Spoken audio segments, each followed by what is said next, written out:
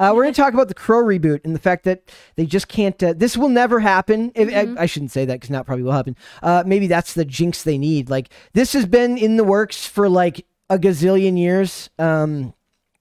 We will have many, many things come to fruition long before this probably ever comes out. But so the idea is that they're rebooting The Crow. The Crow was a movie from 1994 starring Brandon Lee. It's based on a comic book from the late 80s, and it's basically a revenge story. And it's famous because the actor from that movie, Brandon Lee, was tragically shot and killed on set because of a mishap with a gun that was loaded improperly. You think we would learn by now? You would. You would. There was a fantastic joke at the Grammy or at the Oscars where someone's like, I'm glad he's like, I bet Chris is glad he didn't make a joke about Alec Baldwin. Oof. Yeah. About Alec Baldwin's wife. Oof. So it says the Crow reboot sparks backlash from Brandon Lee fans. So as I said, Brandon Lee was the one who passed away. That is the son of Bruce Lee. Yeah. It says news of the Crow getting rebooted was reported one day after the 29th anniversary of Brandon Lee's death on the set of the original film. I'm assuming what they mean by this is that they think this was intentional. Like but like, who waits till one day after an anniversary to announce something? It had to be a complete coincidence, but people got offended anyway. It's the curse. It's the curse of this movie. Like, it's never going to get made. Like, they can't do anything right. So it says, actor Bill Skarsgård has been tapped to play Eric Draven in a reimagining of The Crow, and the news was not exactly met with the original film's fan base with open arms. In the first movie, released in 1994, the late Brandon Lee starred as Draven in a performance that is widely considered to be iconic, forever making Lee synonymous with Draven. Many fans feel that The Crow is perfect as is, never able to be matched, and therefore making a reboot is doomed to fail from the start. Yeah. They're actually probably wrong. I think that this could be done, especially with the popularity of these types of dark noir characters and Hollywood's inability to leave anything alone and the short attention spans of most people. I think that they could make it and end up doing... They made movies after Paul Walker died in The Fast and the Furious. Like, nothing is off the table in these industries. Yeah. And I think, like, tonally, the biggest tragedy was how it would never be as cool as it could have been back then when people were less sensitive and art was given a little bit more leeway in these industries. Now it will have the same color palette as every other movie. It won't feel the same way of... It'd be like, we're going to watch Blade when it comes out, and it's not going to feel like... It's not going to be the same. No, like, leave Blade alone, please. Exactly. I liked it, and I just watched a film theory about how Blade is going to be one of the stepping stones. So Moon Knight is like another stepping stone for Marvel to be releasing Dark Avengers, and then something else.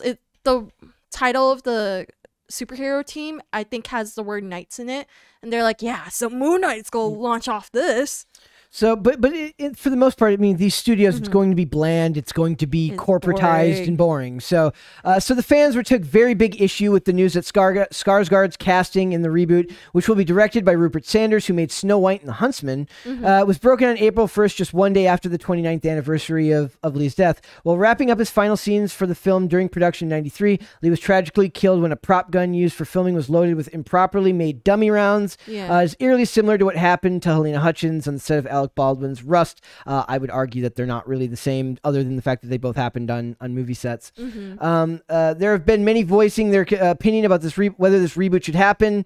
Others are more open to the idea, especially with a great actor like Skarsgård. There have been so many actors tapped to play this character over the years. Like, so I have this other article. It says what was the one I was looking for here? There it is. A brief history of the remake of The Crow that just can't seem to fly. And it says...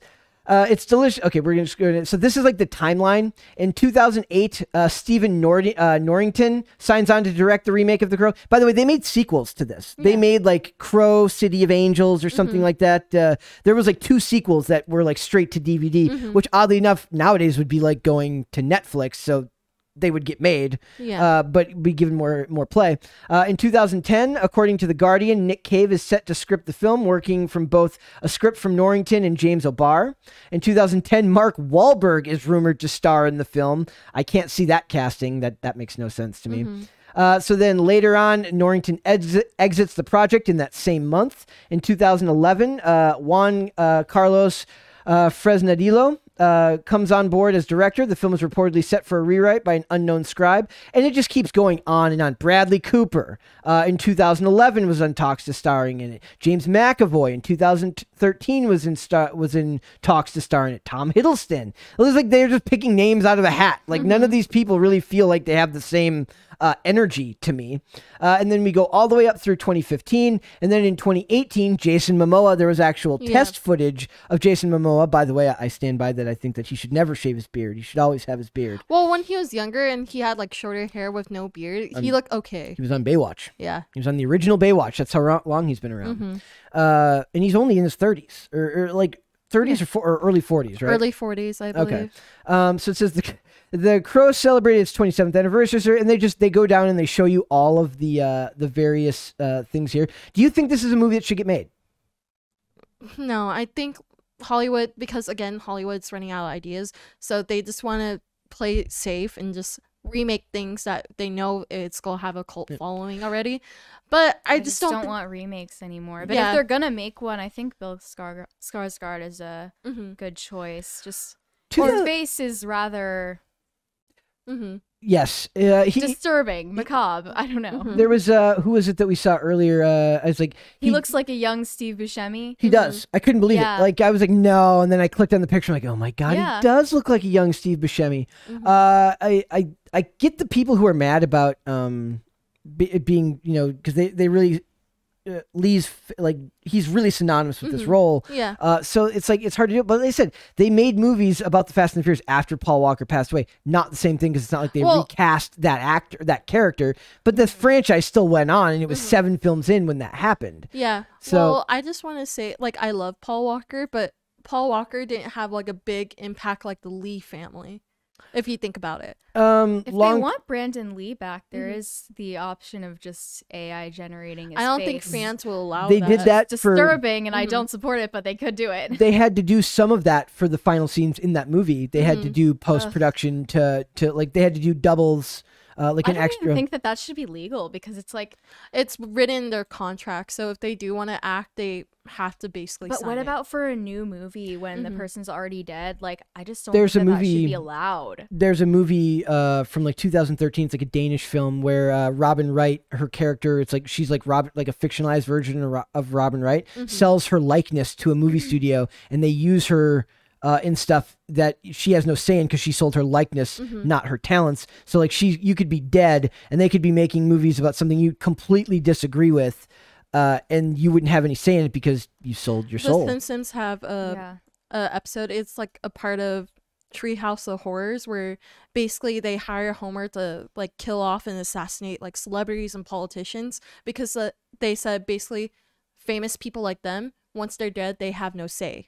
So that's why they like basically that's why it's written in their contracts. Like once you're dead, we have legal rights for it. Yeah, for sure. Yeah, like, that's a scary thought because that could happen, especially when you look at the technology they have to like de-age people and what deepfake technology looks like right now. Like most of those Obama deepfakes would fool the average person. That's true. And for a person with as much camera time as he's had, that's a pretty impressive feat because you'd think that most people would be able to discern the small nuances. And other than like some tonal differences in the voice, it looked pretty close to just like him. So you have to imagine if like what they had GPS was developed during Vietnam. Yeah. So it's like by the government. So I imagine that the deepfake technology that the CIA is using right now is probably very terrifying. There's a good K-drama. I wanted to watch it. I watched a little bit of it. It's called My Hollow Love.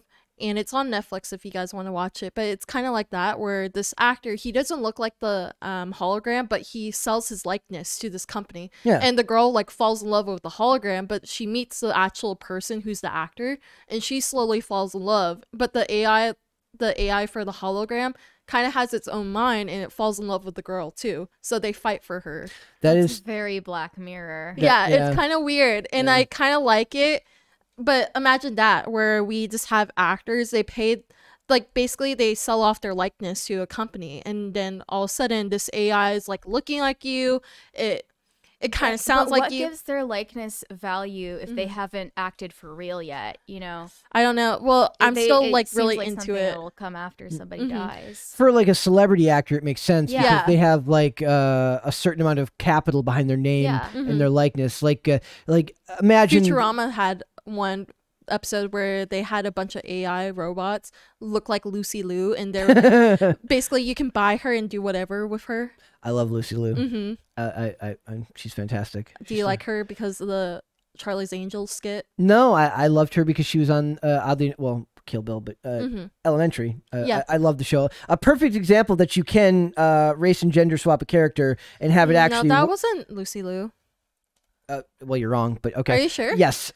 Johnny Lee Miller and Lucy Liu in Elementary, but that's a perfect. Oh, my bad. Yeah, she plays John Watson, except for she's Joan Watson, and it actually works because they weren't bragging about it in the publications, but how they were changing the world by changing. Like that's what a lot of people are like really, really big sticklers. They want everybody to look exactly the same as their characters, and I get that for the most part because like when you're really attached to source material, like you want to see it come out the way you always imagined. I'm a lot looser with that. I'm just like, just don't brag about it and pretend like you're changing the world because you changed the casting of someone. That's self-indulgent and self-aggrandizing, and you suck. Yeah. So that's my take on that. But for this is one of those things where like most of these takes are just basically like, it was stupid that they announced this 29 years almost to the day. But I think that's the curse. I think the movie is just cursed and they're not going to be able to get it made. What do you think? I don't believe anyone was that mad about it. No, well, mad in internet terms is also maybe like 1,000 people tops. Yeah. Well, that's what I'm saying. Well, they don't say everyone. They say fans of the original, which you know,